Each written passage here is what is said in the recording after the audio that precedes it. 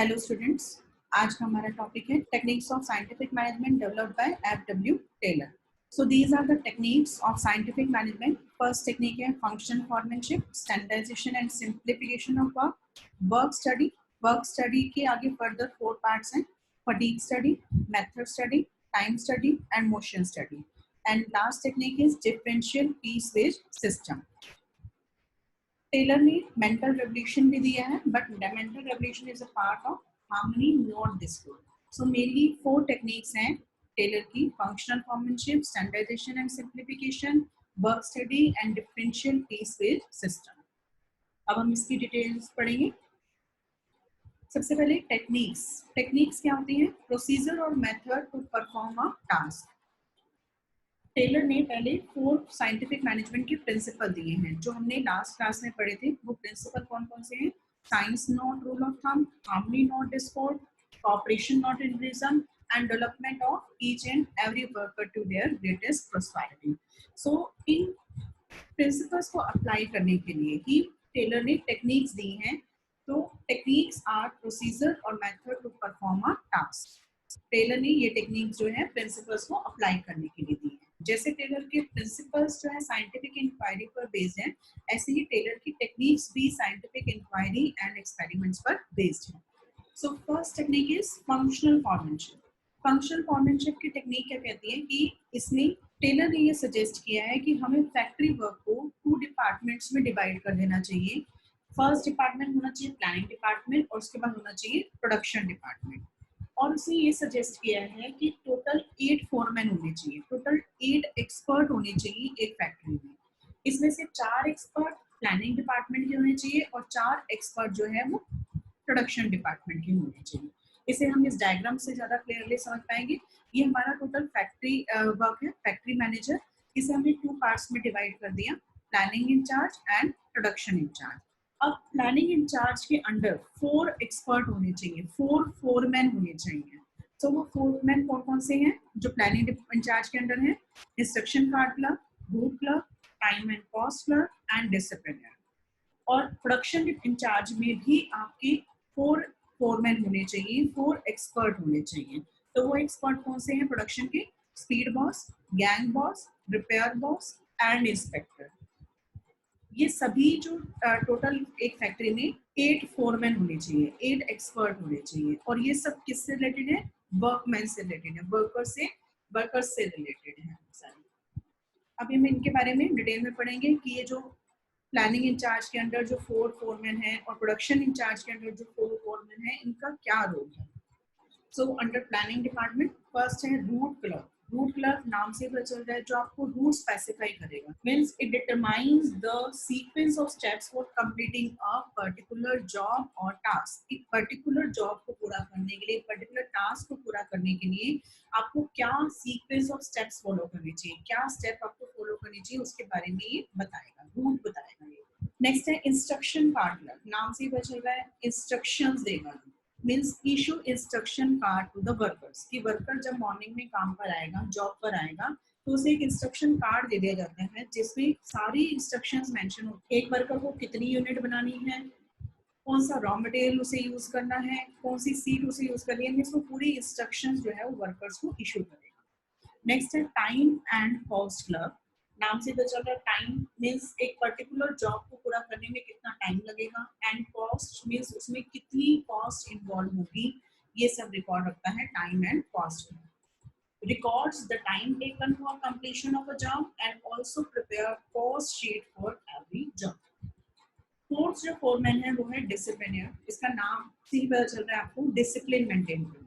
So it disciplinary ensure discipline कि rules and regulations जो है वो वर्कर टाइम पर पूरा फॉलो कर रहे हैं या नहीं कर रहे, ये चेक करता है डिसिप्लिन. सो ये 4 फोरमैन है, 4 एक्सपर्ट होने चाहिए प्लानिंग डिपार्टमेंट में. Next one is production in charge. Production in charge के अंडर भी 4 फोरमैन होने चाहिए. वो कौन कौन से हैं? फर्स्ट है gang boss. Gang boss is responsible for keeping tools and machineries ready for the operation. कि workers के काम करने के लिए tools and machineries हमेशा working condition में ही हो. Next है speed boss. Speed boss means work की speed क्या होनी चाहिए. Speed works is responsible for timely and accurate completion of job. कि हमारे को जो टाइम अलॉट हुआ है, जो प्लानिंग डिपार्टमेंट में हमारे पास टाइम एंड कॉस्ट क्लब का जो काम था कि टाइम डिटरमाइन करना है कि एक पर्टिकुलर को जॉब को करने में हमारे को कितना टाइम लगेगा।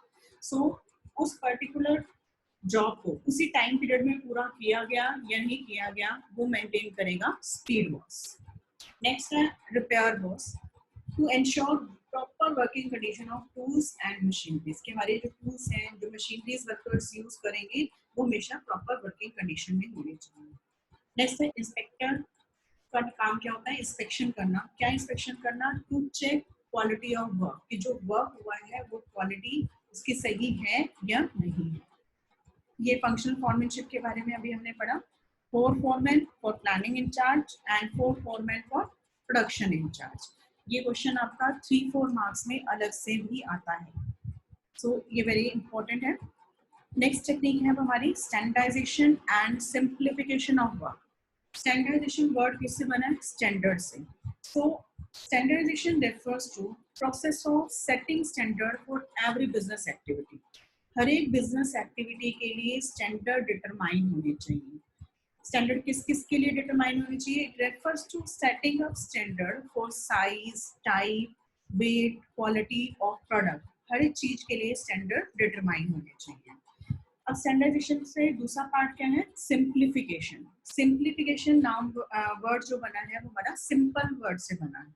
सो simplification aims at eliminating unnecessary diversity of the product. कि प्रोडक्ट जो है वो अननेसेसरी डाइवर्सिटी नहीं होनी चाहिए। Product should be simple. Product जो है वो सिंपल होना चाहिए। जैसे मान लो कोई एक शू मैन्युफैक्चरिंग कंपनी है, वो 7 नंबर का शू बनाती है, फिर उसके 7.25 नंबर का शू बनाती है, फिर 7.50 नंबर का शू बनाती है, 7.75 नंबर का शू बनाती है। तो ये अननेसेसरी डाइवर्सिटी होगी प्रोडक्ट की। कंपनी को जो है सीधा 7 नंबर का शू बनाना चाहिए और फिर उसके बाद 8 नंबर का शू बनाना चाहिए। जो बीच में वो 7.25, 7.50 एंड 7.75 नंबर का जो शू बना रही है, वो अननेसेसरी डाइवर्सिटी है। So product should be simple. Unnecessary diversity को हमें रिमूव करना है। और इससे क्या रिजल्ट मिलेगा? It result in saving of cost of labour, machines and tools. आपकी लेबर की कॉस्ट भी बचेगी, मशीन की कॉस्ट भी बचेगी और टूल्स की कॉस्ट भी बचेगी। Next one is work study.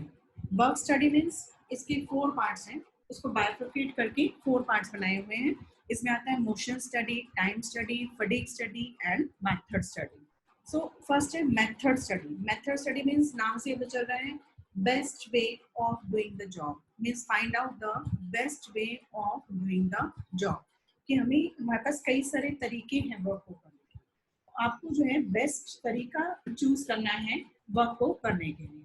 So the objective of method study is to find out the one best way of doing the job to maximize efficiency in use of material, machinery, manpower and capital.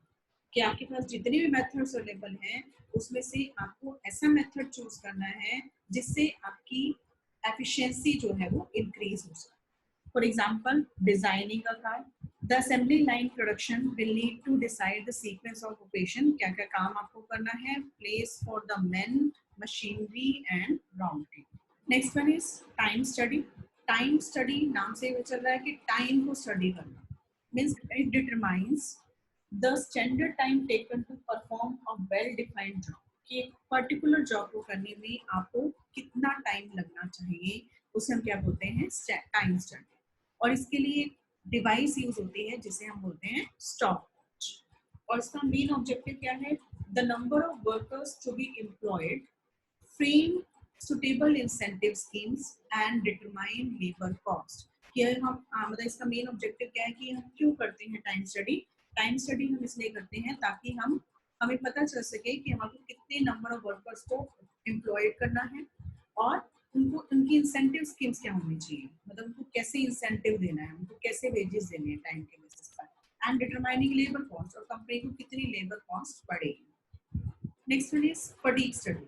Fatigue study means to determine time and frequency of rest interval in completing a task. कि जब employee जो है लगातार work को करते रहते हैं तो उन्हें फटीग, थकान महसूस होनी हो, तो इसलिए फटीग स्टडी जो है वो किस लिए होता है? Fatigue study seeks to determine time and frequency of rest interval, कि एम्प्लॉइज को कितने टाइम का रेस्ट इंटरवल मिलना चाहिए और फ्रीक्वेंसी क्या होनी चाहिए, कितने टाइम बाद उन्हें रेस्ट इंटरवल मिलना चाहिए.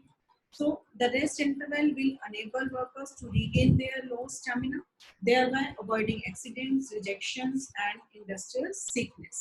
तो जब हम फटीग स्टडी मीन्स एम्प्लॉइज को हम प्रॉपर रेस्ट इंटरवल देते रहेंगे तो उससे क्या होगा, उनका स्टैमिना और ज्यादा बढ़ जाता है. फॉर एग्जांपल अगर 3 शिफ्ट्स हैं ऑर्गेनाइजेशन में, तो हमें वर्कर से फर्स्ट और थर्ड शिफ्ट में काम कराना चाहिए और सेकेंड शिफ्ट में हमें उसे रेस्ट देना चाहिए.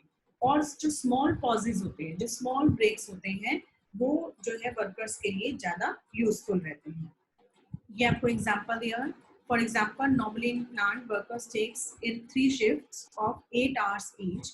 तो इसमें यही बताया है कि हमारे को वर्कर से सिंगल शिफ्ट में काम लेना चाहिए और अगर वो 2 शिफ्ट में काम कर रहा है तो उसे फर्स्ट और थर्ड शिफ्ट में काम कराना चाहिए और सेकेंड शिफ्ट में उसे रेस्ट देना चाहिए.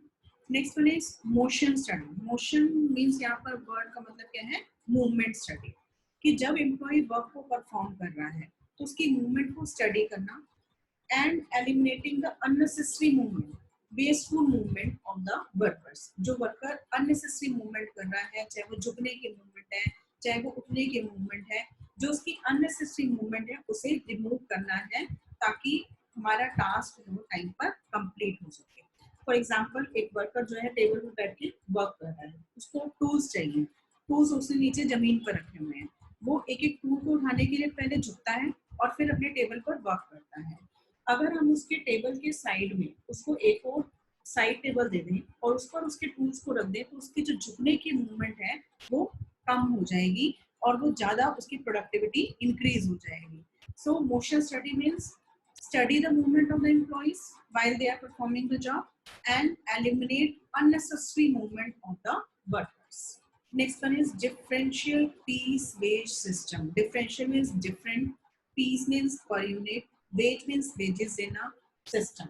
कि efficient and inefficient workers के लिए अलग अलग wage system होना चाहिए, ये टेलर ने suggest किया है. Higher wages for efficient workers and lower wages for inefficient workers. जो efficient worker है अपना टाइम पे वर्क को पूरा कर रहे हैं तो उन्हें हायर वेजेस दिए जाने चाहिए और जो inefficient worker हैं जो अपना टाइम पर वर्क को नहीं कर पाते हैं उन्हें जो है लोअर वेजेस दिए जाने चाहिए. इसे हम एक एग्जांपल के थ्रू समझेंगे. फॉर एग्जांपल हमारा स्टैंडर्ड टास्क है 10 यूनिट्स. स्टैंडर्ड टास्क मीन्स हमने ये सोचा है कि हर एक वर्कर को 10 यूनिट्स बनाना है और रेट क्या है उसका? Rate are ₹50 per unit for producing 10 unit और मोर. मतलब अगर कोई 10 यूनिट बनाता है या 10 से ज्यादा यूनिट बनाता है तो उसे ₹50 के हिसाब से पर यूनिट के हिसाब से वेजेस मिलेंगे. And ₹40 per unit for producing less than 10 unit. अगर कोई 10 यूनिट से कम बनाएगा तो उसे ₹40 पर यूनिट के हिसाब से वेजेस मिलेंगे. एक वर्कर है उसने 11 यूनिट्स प्रोड्यूस करी है विच इज मोर देन 10 तो वो ₹50 के हिसाब से उसको वेजेस मिलेंगे. 11 into 50 मीन्स उसे ₹550 वेजेस मिलेंगे. और बी जो वर्कर है उसने 9 यूनिट्स बनाई है तो उसे 9 into 40 क्योंकि वो लेस देन 10 यूनिट बना रहा है तो उसे ₹40 पर यूनिट के हिसाब से वेजेस मिलेंगे. मीन्स उसे 9 into 40 ₹360 जो है वेजेस मिलेंगे. तो दोनों के वेजेस का डिफरेंस कितना हुआ? ₹190 which will motivate B to perform better.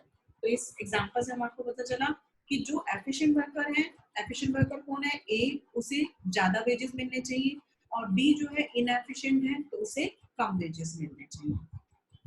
Thank you. Have a nice day.